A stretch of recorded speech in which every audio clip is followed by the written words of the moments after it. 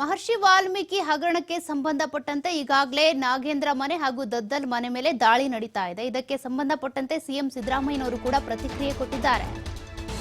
ವಾಲ್ಮೀಕಿ ನಿಗಮದಲ್ಲಿ 187 ಕೋಟಿ ರೂಪಾಯಿ ಹಗರಣ ವಿಚಾರಕ್ಕೆ ಸಂಬಂಧಪಟ್ಟಂತೆ ಸಿಎಂ ಸಿದ್ದರಾಮಯ್ಯನವರು ಕೂಡ ಮಾತನಾಡಿದ್ದಾರೆ. ಇನ್ನು ಅಧಿಕೃತವಾದ ಯಾವ ವರದಿ ಕೂಡ ಬಂದಿಲ್ಲ. ಖಜಾನೆಯಿಂದ ವರ್ಗಾವಣೆ ಆಗುವ ಹಣದ ವಿಚಾರ ನನ್ನ ಗಮನಕ್ಕೆ ಬರಲ್ಲ. ವಾಲ್ಮೀಕಿ ಹಗರಣ ವಿಚಾರದಲ್ಲಿ 3 ಹಂತದಲ್ಲಿ ತನಿಖೆಯಾಗ್ತಾ ಇದೆ. ವರದಿಗಳು ಮೊದಲು ಬರಲಿ, ತಪ್ಪಿತಸ್ಥರ ಮೇಲೆ ಕ್ರಮ ಕೈಗೊಳ್ತೀವಿ. ಎಲ್ಲವೂ ತನಿಖಾ ಹಂತದಲ್ಲೇ ಇದೆ. ಈಗೇನು ಹೇಳೋದಕ್ಕಾಗುತ್ತೆ? ಸದ್ಯಕ್ಕೆ ತನಿಖೆ ಆಗ್ತಾ ಇದೆ. ತನಿಖೆ ಆದ ಬಳಿಕ ತನಿಖಾ ವರದಿ ಬರುತ್ತಲ್ಲ, ಕ್ರಮ ಕೈಗೊಳ್ತಾರಲ್ಲ, ನೋಡೋಣ. 187 ಕೋಟಿ ರೂಪಾಯಿ ಹಗರಣ ವಿಚಾರಕ್ಕೆ ಸಂಬಂಧಪಟ್ಟಂತೆ ಹಣ ವರ್ಗಾವಣೆ ಆಗಿರೋದ್ರ ಬಗ್ಗೆ ನನ್ಗೇನು ಗೊತ್ತಿಲ್ಲ. ನನಗೆ ಹೇಳಿ ಕೇಳಿ ಇದ್ಯಾವುದು ಹಣ ವರ್ಗಾವಣೆ ಆಗಿಲ್ಲ ಅಂತ ಸಿದ್ದರಾಮಯ್ಯನವರು ಇದಕ್ಕೆ ಸಂಬಂಧಪಟ್ಟಂತೆ ಪ್ರತಿಕ್ರಿಯೆ ಕೊಟ್ಟಿದ್ದಾರೆ. ಟ್ರೆಜರಿಯಿಂದ ಹಂಗಾಗಕ್ಕೆ ಸಾಧ್ಯ ಆಗಲ್ಲ.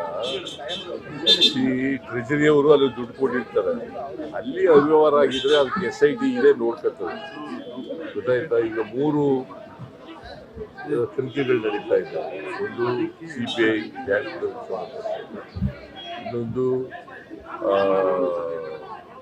ED, ಇನ್ನೊಂದು SIT ಮಾಡಿದ್ದೀವಿ. SIT ಅವರು ತನಿಖೆ ನಡೆಸ್ತಾ ಇದ್ದಾರೆ. ತನಿಖೆ ರಿಪೋರ್ಟ್ ಬರಲಿ. ತನಿಖೆ ನಡೀತಾ ಇದೆ, ಇನ್ನೂ ವರದಿ ಬಂದಿಲ್ಲ. ಪ್ರಿಲಿಮಿನರಿ ವರದಿನೂ ಬಂದಿಲ್ಲ, ಫೈನಲ್ ವರದಿನೂ ಬಂದಿಲ್ಲ. ಚಾರ್ಜ್ ಶೀಟ್ ಹಾಕಿದ ಮೇಲೆ ವರದಿ ಬರೋದು. ಈ ಪ್ರತಿ ಸಾರಿನೂ ಕೂಡ ನನ್ನ ಹತ್ರ ಬರಲ್ಲ. ಅವರು ಎಷ್ಟು ದುಡ್ಡಿದೆ ಅಷ್ಟು ರಿಲೀಸ್ ಮಾಡಿಬಿಡ್ತಾರೆ. ಅವ್ರಿಗೆ ಯಾರು ಅಧಿಕಾರಿಗಳು ರಿಲೀಸ್ ಮಾಡ್ತಾರೆ. ಅದು ನನ್ನ ಗಮನಕ್ಕೂ ಬರಲ್ಲ. ನಾನು ಕೂಡ ಅದಕ್ಕೆ ಸೈನ್ ಹಾಕಲ್ಲ. ಗೊತ್ತಾಯ್ತಾ? ಅದು ತನಿಖೆ ಇನ್ನೂ ಮುಗ್ದೇ ಇಲ್ವಲ್ಲಪ್ಪ. ತನಿಖೆ ಮುಗಿದೀನಿ ಸುಮ್ಮನೆ ಹೇಳಿದ್ರೆ BJP ಅವ್ರು ಹೇಳ್ತಾರೆ ಅಂತ ನೀವು ಕೇಳ್ತೀರಾ? ಟ್ರೆಜರಿಯಿಂದ ಹಂಗಾಗಕ್ಕೆ ಸಾಧ್ಯ ಆಗಲ್ಲ.